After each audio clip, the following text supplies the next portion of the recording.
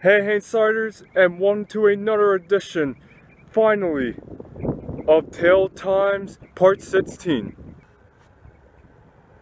You know, WrestleMania 33, NXT TakeOver Orlando, Hall of Fame, you name it, it's all in the books. So, I mean, knowing me as a wrestling fan, I thought I should go in order of how I really thought of the whole thing. First of all, the Hall of Fame was really excellent. I approved of almost everybody that went through the Rock and Roll Express, Beth Phoenix, Kurt Angle, Rick Rude. Oh, long overdue, by the way. He shouldn't have gotten the Hall of Fame a long time ago. But nonetheless, it was good to see that. You know, DDP, and then the SmackDown General Manager, Teddy Long. The speech that I liked the most was probably Kurt Angle's, obviously. At the end was entertaining the whole crowd by singing his songs that he did back in the day, and was giving some good advice by wrestling. It should be about the sport. It should also be about the character and how you can drive people to shows and see if you can be the best that you can with your character. Which, I mean, Kurt is a big example. I mean, although he was an Olympic gold medalist, he did so much wrestling to where the fans approve of him, even if he wasn't like a great character. I mean, I like Kurt Angle either way. He was probably like one of my best. So, and seeing Beth Phoenix getting inducted, at first, a lot of people were saying that a few people, like Alondra Blaze, Bull Nakano, Ronda Shear, should be in the Hall of Fame. But hey, fuck it. If Beth Phoenix in there, she did her best. I think that she deserved to be in the Hall of Fame. So congrats goes out to her. And I also love that little bit that Edge and Beth Phoenix did with Tony Chimbo. Announcing Edge as, I mean, Edge is a great wrestler as well, but announcing him as a rated R superstar Edge. And Edge had no idea what the fuck was going on, and he was just laughing his ass off. It was just brilliant. So, I mean, the Hall of Fame was it's really good. I mean, I would give it probably like 8 out of 10 out of my trustfulness and love for the sport as a fan. And Edge had no idea what the fuck was going on, and he was just laughing his ass off. It was just brilliant. So, I mean, the Hall of Fame was it's really good. I mean, I would give it probably like 8 out of 10 out of my trustfulness and love for the sport as a fan.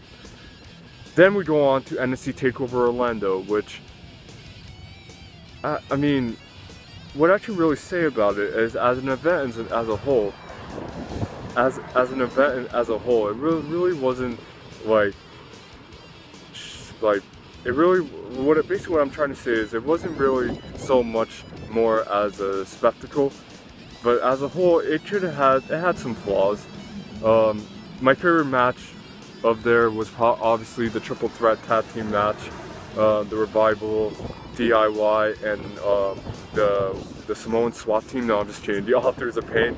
That's what they looked like to me. I mean, like the way their masks, the way they came out, it just looked like they were a wannabe SWAT team. Like, I mean, like the fans really hated them to an extent. And I mean, they should be. They're heels, right? A lot of spots going on in that match, especially when one of the Authors of Pain members went through a table with the DIY guys in the Revival. I mean, playing a little strategy and mind game to get them out first because they're champions, being huge as fuck also. The Authors of Pain got that win. There was one more match that stuck to me in my mind, was obviously the Shinsei Nakamura match. And, even though he didn't win, he still exceeded my expectations as, a sports entertainer / wrestler. So I give him all the credit in the world for what he did.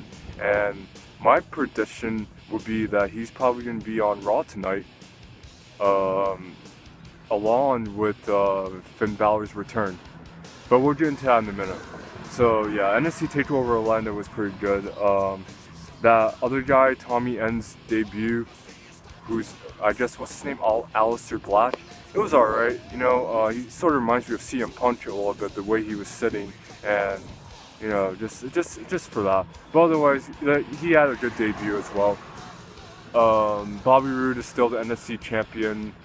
I don't know who's next for him. Probably, my guess would be Cassius Ohno, aka Chris Hero. Yeah, probably Cassius Ohno might get that title shot against Bobby Roode, so I'm looking forward to that as well. The June 8th Raw for the show. WrestleMania 33 officially in the fucking books, people. Okay? I thought it was better than last year's WrestleMania, only for, like, you know, there was a certain of like highlights there, obviously. I mean, I had no idea that the Hardys were gonna return against Enzo and Cass and Gallows and Anderson in that ladder match. Like, there was absolutely, I mean, rumors obviously were circulating that they were gonna come back to WWE, but I mean, I didn't know when. I mean, either on Raw tonight or obviously at WrestleMania, but it was at WrestleMania when they got a huge pop in the delete thing that everyone kept doing. So it was really good on that also.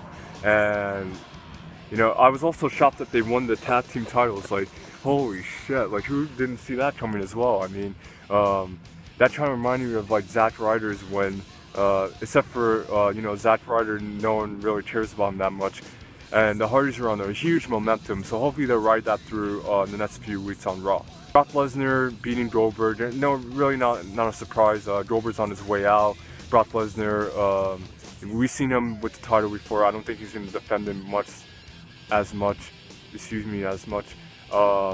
Maybe he'll defend him maybe twice, and then the other time he'll probably lose it to maybe Finn Balor or Nakamura, rumoredly on the show. But I mean, just the way he handled Goldberg was like, I mean, it made sense. Like, Goldberg squashed him at Survivor Series, so now Brock gets a chance to squash him at WrestleMania the way he did it. Stephanie McMahon went through a table, didn't see that coming, but it was good while it lasted. But we're probably going to go back to her comeuppance within a few days later, as always, running down the wrestlers, not knowing what the hell she's doing. The low point was probably The Undertaker's departure after his match with Roman Reigns. I didn't like how that went. You know, the last few minutes of the match, it seemed so lopsided with Roman Reigns just beating down The Undertaker, hitting him with a steel chair and spearing him and Superman punch him. Like, it made me sick to my stomach how it was booked. You know, like, I mean, I was picturing Roman Reigns being The Undertaker, but not in that fashion. It was just like, it's pretty sad to see. You know, The Undertaker threw down his gloves, his whole cult insinuating that he might retire someday, which, I mean, I have no problem with it. I mean, Undertaker has a long career, and, like, you know, I mean, I went from, like, it was just too bad to, like, I was trying, like, I mean, no, I was trying to laugh in a little bit, because they showed the audience, and then there were a couple of people that were crying, and I'm like, wait, why are you guys trying? You're like, he's not going, you know, I mean, he's gonna retire, but he's not like gonna like go anywhere else. Like, you know, just let the man live his whole life. Got a daughter, got his, you know, his wife Michelle McCool. Like, I mean, I'd say just let him live how he wants to be. If he wants to retire, just, you know, gotta accept it. You know, I mean, Undertaker's over 50 years old. Like, you can't do anything about that. I don't know what's gonna happen on Raw. Maybe it'll just be like a good show. I have no idea. But like, yeah, I'll get back to you guys later about Raw and see what happens, but that's all I have to say about this one so far. Alright, peace out. See you guys later. Just got done watching Raw. Kurt Angle being the general manager, Finn Balor's return. Those are the highlights. I thought this Raw after WrestleMania was kind of a little bit better than last year's. Brock Lesnar, you know, being a beast, but they made Braun Strowman look like a pussy though, huh? Like, obviously he's a heel, and Brock, I guess, is built as like a tweener or whatever, but you gotta give a little leeway to Braun, like, guy who was given so much, a monster push, destroying jobbers, just to be afraid of Brock Lesnar? In the words of Zack Ryder, are you serious, bro? I mean, that was weird. Something that crazed me earlier also, Bible getting their call up on Raw. So what does that mean for the tag team division on NXT? They're gonna have to build up some new tag teams. Like, the Revival was pretty much the face of tag team wrestling in NXT, but they're no longer there, so I have no idea what the hell's gonna go on. But that was for the Raw after WrestleMania. Like I said, that was kind of good. You know, the crowd was telling Roman to shut the fuck up. It's like, Like, or even though he didn't say anything, like I just found that so funny. Um, it was cool. Didn't see the Undertaker, but um, maybe the Undertaker might return someday. Maybe not. Like I said earlier, retirement is the best thing going. He's over 50 years old, guys. It's time to face the facts. I have. Thanks for watching. Hope you subscribe. Stay tuned so I can create some more content to you guys in the near future. Alright, Hangsighters. Peace.